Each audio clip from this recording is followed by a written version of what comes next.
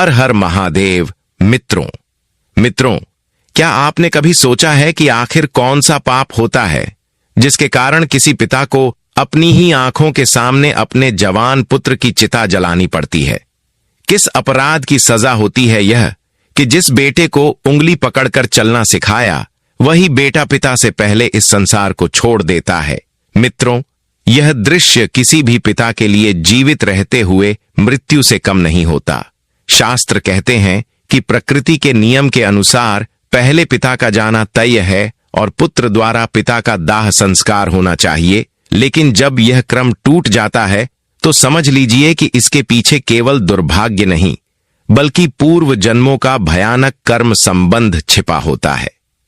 मित्रों, आपने भी देखा होगा कुछ बेटे अपने माता पिता को दुश्मनों से भी ज्यादा कष्ट देते हैं, उन्हें तिरस्कृत करते हैं, अपमानित करते हैं और अंततः उनके जीवन को नरक बना देते हैं। सवाल यह है, ऐसा क्यों होता है?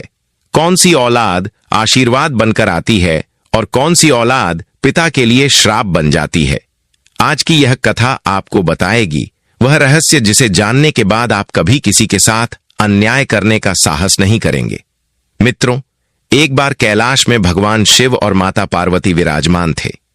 तभी माता पार्वती ने भगवान शिव से पूछा, हे प्रभु, किस पाप के कारण पुत्र की मृत्यु माता पिता से पहले हो जाती है? हे प्रभु, कौन सी औलाद बुढ़ापे में मां बाप को दुख देती है?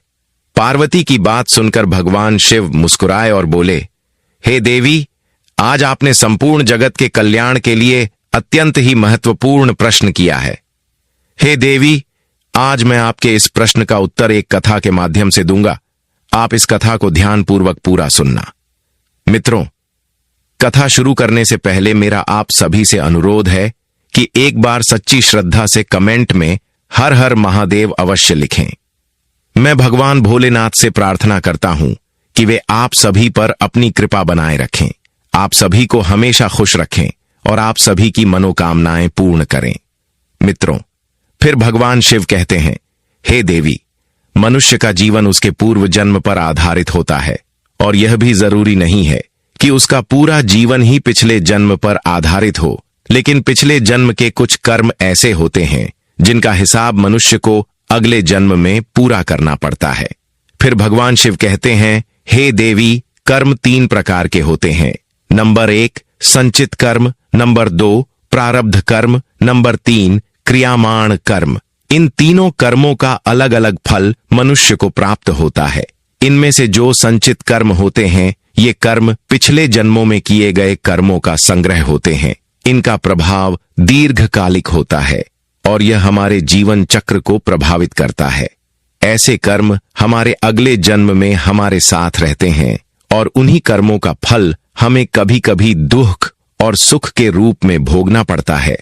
मृत्यु के बाद यह भौतिक शरीर तो नष्ट हो जाता है, लेकिन जो सूक्ष्म शरीर होता है वह जन्म जन्मांतर तक आत्मा के साथ जुड़कर रहता है और हमारे जितने भी सगे संबंधी होते हैं वे सभी किसी न किसी कारणवश हमारे साथ आते हैं, कभी किसी जन्म में तो कभी किसी जन्म में।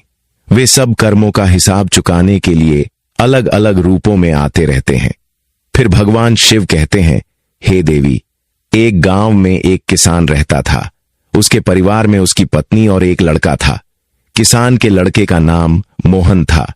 कुछ सालों के बाद किसान की पत्नी की मृत्यु हो जाती है। जिस समय किसान की पत्नी की मृत्यु हुई थी उस समय उस किसान के पुत्र की आयु मात्र 5 वर्ष थी। कुछ समय बाद किसान ने दूसरा विवाह कर लिया और उसकी दूसरी पत्नी से एक पुत्र पैदा हुआ। संयोगवश कुछ समय बाद किसान की दूसरी पत्नी की भी मृत्यु हो जाती है। अपनी पत्नी की मृत्यु से वह किसान बहुत दुखी हो जाता है। फिर वह अपनी पत्नी का पूरे विधि विधान से अंतिम संस्कार करता है। उसके बाद वह घर आ जाता है और अपने दोनों बेटों के साथ अपना जीवन व्यतीत करने लगता है। धीरे धीरे समय बीतता गया और किसान का जो बड़ा बेटा था, जो पहली पत्नी से पैदा हुआ था, वह विवाह योग्य हो जाता है।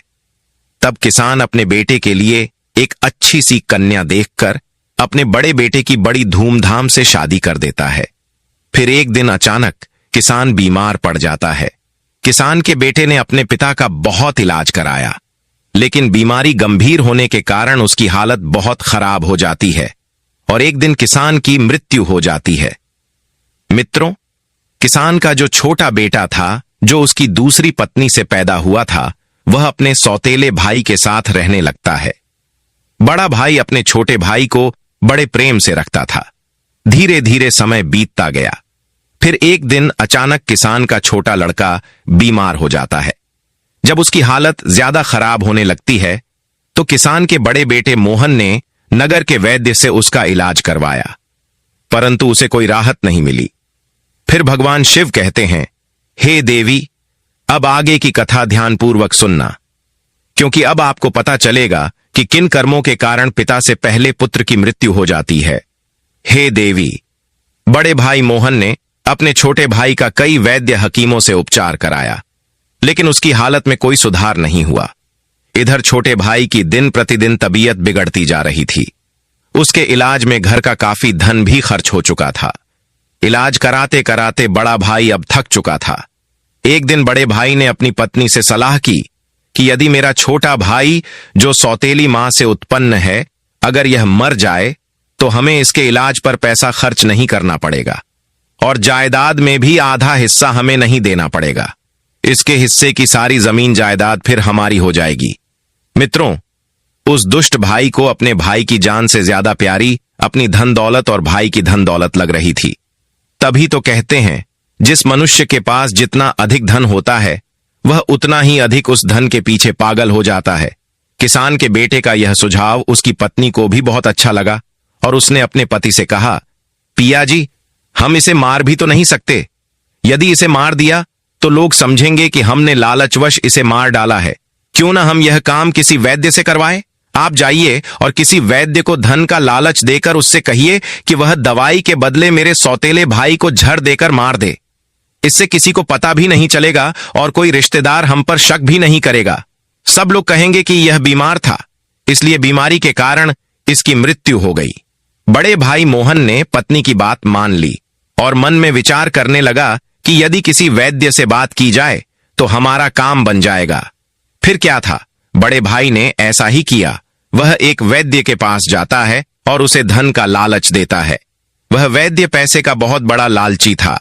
जब बड़े भाई ने उस वैद्य से बात की और उसे बताया कि मुझे मेरे छोटे भाई को जहर देकर मरवाना है, तो वैद्य पहले तो हिचकिचाया, लेकिन जब किसान के बड़े बेटे ने वैद्य को इस काम को करने के बदले 500 स्वर्ण मुद्राएं देने की बात कही, तो वह वैद्य यह काम करने के लिए तुरंत राजी हो गया।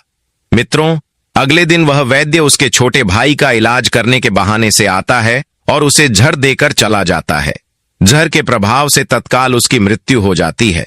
अपने छोटे भाई की मृत्यु पर वे दोनों पति पत्नी बहुत खुशी मनाते हैं और सोचने लगते हैं कि अब तो रास्ते का कांटा निकल गया।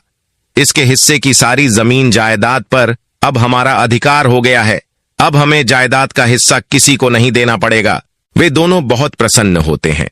मित्रों, यह बात सदैव स्मरण रखना कि जो खुशी दूसरे के दुख की बुनियाद पर होती है, जो धन दूसरों की हिंसा करके कमाया जाता है, वह धन कभी आपको सुख नहीं दे सकता।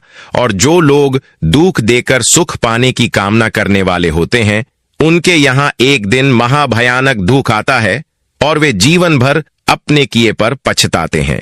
इस प्रकार बड़े भाई ने अपने छोटे भाई को मार डाला और उसकी सारी धन संपत्ति पर अपना अधिकार जमा लिया। किसी गांव वाले को भी इस बात का संदेह नहीं हुआ। गांव वाले तो यह सोच रहे थे कि यह कितना अच्छा भाई है, अपने सौतेले भाई का कितना उपचार कराया, कितनी देखभाल की, कितनी सेवा की, पर बेचारा उसे बचा नहीं सका। क्या करता, रोग ही ऐसा असाध्य था, बेचारे की मृत्यु हो गई। दुनिया वालों को क्या पता था कि वह मरा नहीं, बल्कि उसे मारा गया है। बड़ा भाई सबकी नजरों में अच्छा बनने के लिए पूरे विधि विधान से अपने सौतेले भाई का अंतिम संस्कार कर देता है। उसके बाद वह घर आकर बहुत खुश होता है। धीरे धीरे समय बीतता गया। एक दिन उसकी पत्नी ने गर्भ धारण किया और एक निश्चित समय के पश्चात उसकी पत्नी ने एक लड़के को जन्म दिया। पुत्र प्राप्ति की खुशी में उन दोनों ने घर में भोज कराया, पूरे नगर में मिठाइयां बांटी। उसके बाद वे दोनों बड़े ही लाड़ प्यार से अपने उस पुत्र का पालन पोषण करने में लग जाते हैं। कुछ वर्षों बाद वह लड़का जवान हो जाता है।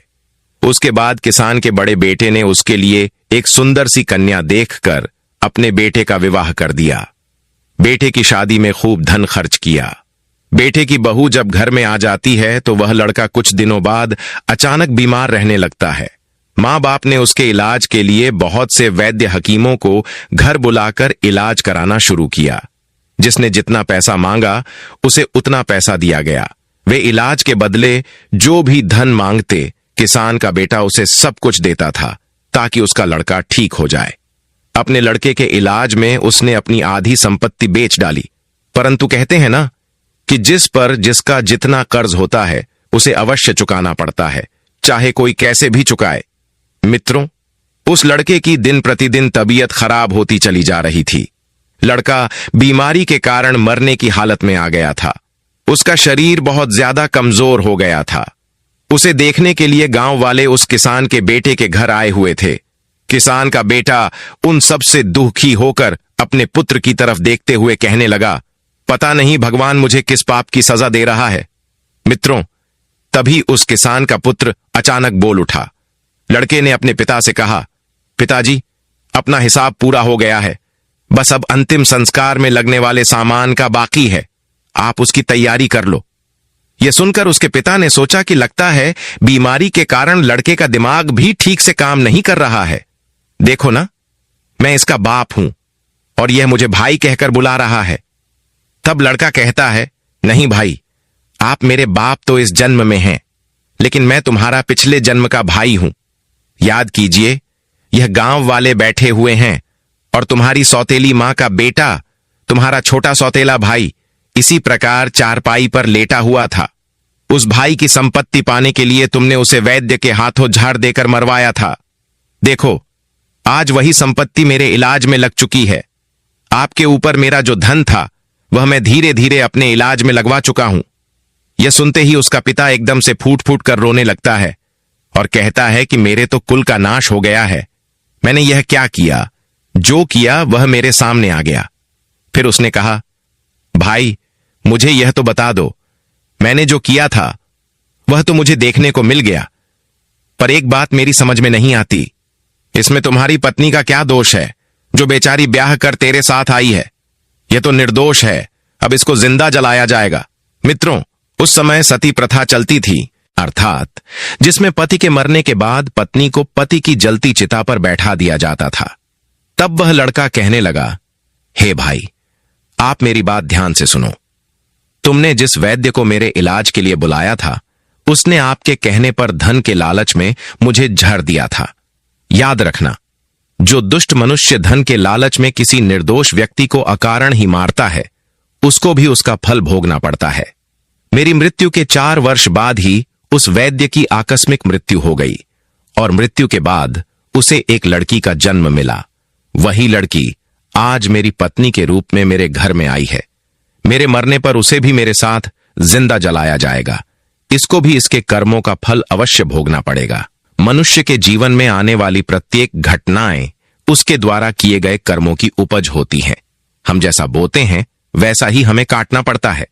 आज नहीं तो कल मनुष्य को उसके कर्मों का फल अवश्य मिलता है। जीवन के हर कठिन प्रश्न का हल जीवन से ही मिलता है। जितना गहरा कुआं होगा उतना ही मीठा जल मिलेगा। मित्रों, अपने भाई से इतना कहकर वह किसान पुत्र मृत्यु को प्राप्त हो जाता है।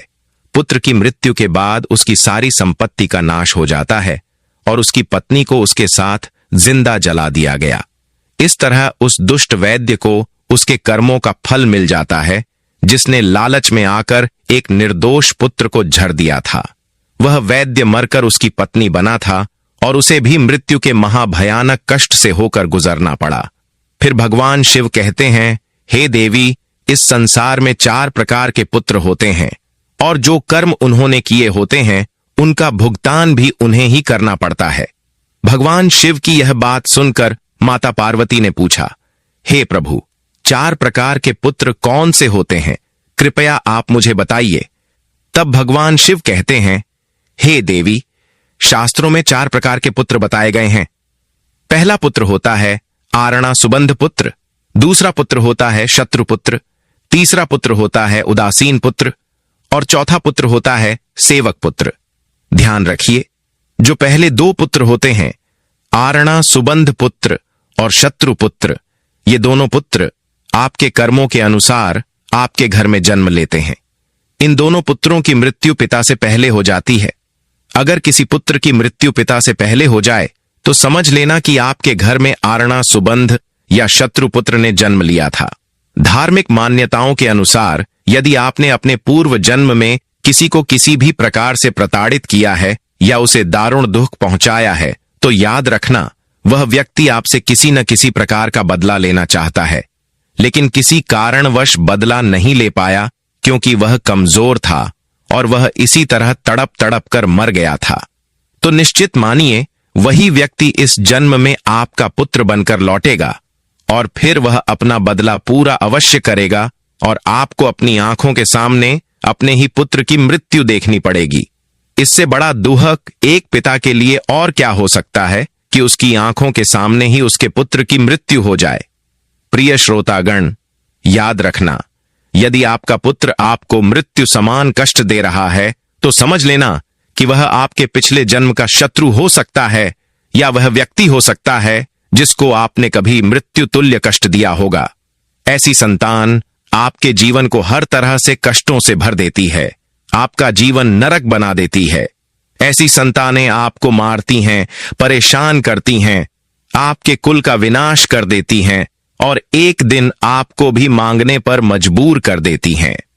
फिर भगवान शिव कहते हैं, हे देवी, महाभारत का जब युद्ध हो रहा था उस समय भगवान श्री कृष्ण ने अर्जुन को गीता ज्ञान देते हुए कहा था, हे पार्थ, इस नश्वर संसार में जितने भी रिश्ते नाते हैं वे सभी मनुष्य द्वारा किए गए पिछले कर्मों के अनुसार ही उसे प्राप्त होते हैं। इस महाभारत के युद्ध में तुम्हारे सम्मुख जितने भी तुम्हारे सगे संबंधी दिखाई दे रहे हैं वे सभी तुम्हारे और उनके पूर्व कर्मों का लेखा जोखा है।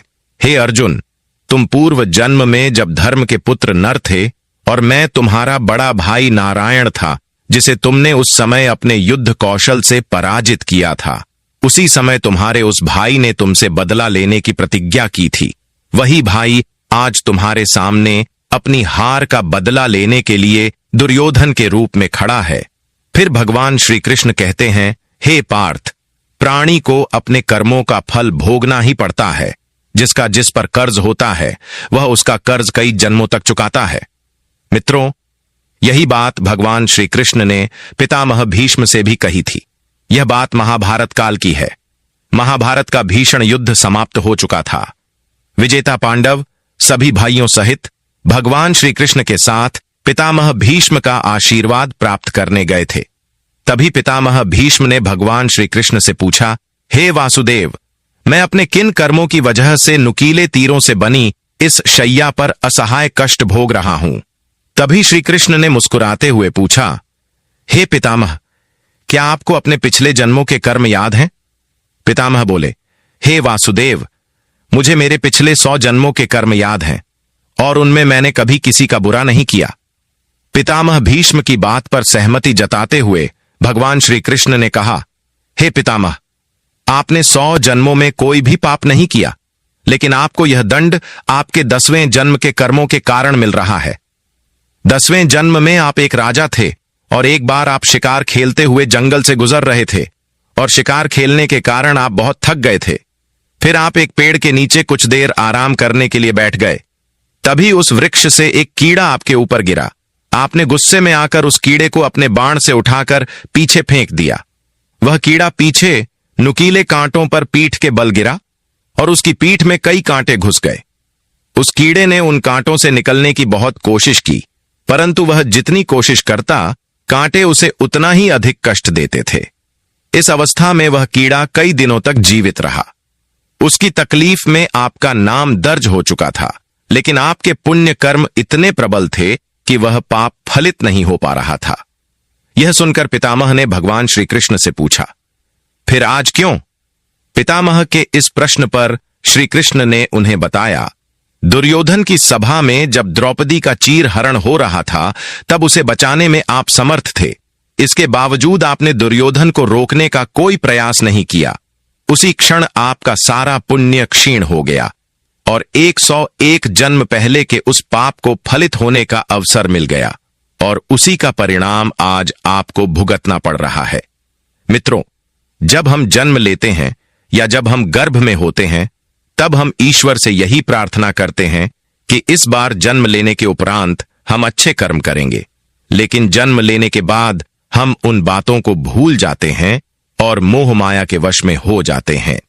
कर्मों का फल कभी न कभी अवश्य मिलता है। इसलिए पृथ्वी पर निवास करने वाले प्रत्येक प्राणी को उसके द्वारा किए गए कर्मों का फल भोगना ही पड़ता है और कर्मों के अनुसार ही जन्म होता है। इसलिए कभी किसी भी प्राणी को नहीं सताना चाहिए, भले ही वह छोटा सा कीड़ा ही क्यों न हो। फिर भगवान शिव कहते हैं, हे देवी, जो 2 प्रकार के पुत्र होते हैं, आरण बंध पुत्र और शत्रु पुत्र, जिनके हम कर्जदार होते हैं और जिनका हमने आरण लिया होता है, यदि वह आरण वापस नहीं चुकाया गया तो वह आरण हमें चुकाना ही पड़ता है। यदि इसी जन्म में चुका दिया जाए तो बहुत अच्छा है, और यदि वह व्यक्ति दूसरे जन्म में चला गया तो आपको भी वही दारुण दुख झेलना पड़ता है। वह आरण पुत्र के रूप में जन्म ले सकता है, भाई के रूप में जन्म ले सकता है, आपके किसी प्रिय संबंधी के रूप में जन्म ले सकता है, या फिर आप गधा बने, बैल बने, किसी न किसी रूप में आपको वह कर्ज चुकाना ही पड़ता है। आपको आरण तो अवश्य चुकाना पड़ेगा। यही शाश्वत विधि का विधान है और यही अटल सत्य है। हे देवतागण, इस प्रकार आरणाबंध और शत्रुपुत्र की मृत्यु पिता से पहले हो जाती है, और जो शेष 2 प्रकार के पुत्र होते हैं उनमें सेवक पुत्र सबसे श्रेष्ठ होता है। यह पुत्र आपको तब प्राप्त होता है जब आपने अपने पिछले जन्म में निस्वार्थ भाव से किसी व्यक्ति या गौ की सेवा की होती है। वही व्यक्ति इस जन्म में सेवक पुत्र के रूप में आपके यहां जन्म लेता है और जीवन भर आपकी सेवा करता है, क्योंकि आपने पूर्व जन्म में अच्छे कर्म किए होते हैं। चौथे प्रकार के जो उदासीन पुत्र होते हैं, उन्हें अपने माता पिता से कोई विशेष लगाव नहीं होता, उनके सुख दुख से उन्हें कोई लेना देना नहीं होता। यह पुत्र विवाह होते ही माता पिता का त्याग कर देते हैं। यदि किसी पिता को अपनी आंखों के सामने अपने पुत्र की मृत्यु नहीं देखनी हो तो उसे सदैव यह बात ध्यान रखनी होगी कि वह कभी किसी का अहित न करे और न ही किसी से किसी प्रकार का कर्ज ले। यदि कर्ज ले भी लिया है तो उसका कर्ज अवश्य वापस कर दे।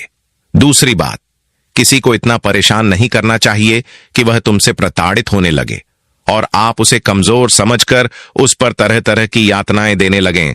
याद रखना, वह व्यक्ति भी मौका मिलते ही आपसे अपना हिसाब किताब अवश्य चुकाने आएगा। मित्रों, अब तो आप समझ ही गए होंगे कि कौन से पुत्रों की मृत्यु पिता से पहले हो जाती है और कौन से पुत्र माता पिता को कष्ट देने के लिए आते हैं। मित्रों, इसलिए मनुष्य को सदैव सत्कर्म करने चाहिए, जिससे वह अपने पुण्य कर्मों को प्रबल रख सके। यदि कोई व्यक्ति मुसीबत में है और उसे आपकी आवश्यकता है तो आपको निस्संकोच होकर निस्वार्थ भाव से उसकी सहायता करनी चाहिए। ऐसा करने से आप अपने पुण्य कर्मों की संख्या बढ़ाते हैं, जिसका फल स्वयं भगवान आपको देते हैं। फिर भगवान शिव कहते हैं, हे देवी, इस जगत में कोई भी मनुष्य अपने द्वारा किए गए कर्मों से नहीं बच सकता। कर्मों का फल भोगना ही पड़ता है, चाहे देर से ही क्यों ना हो।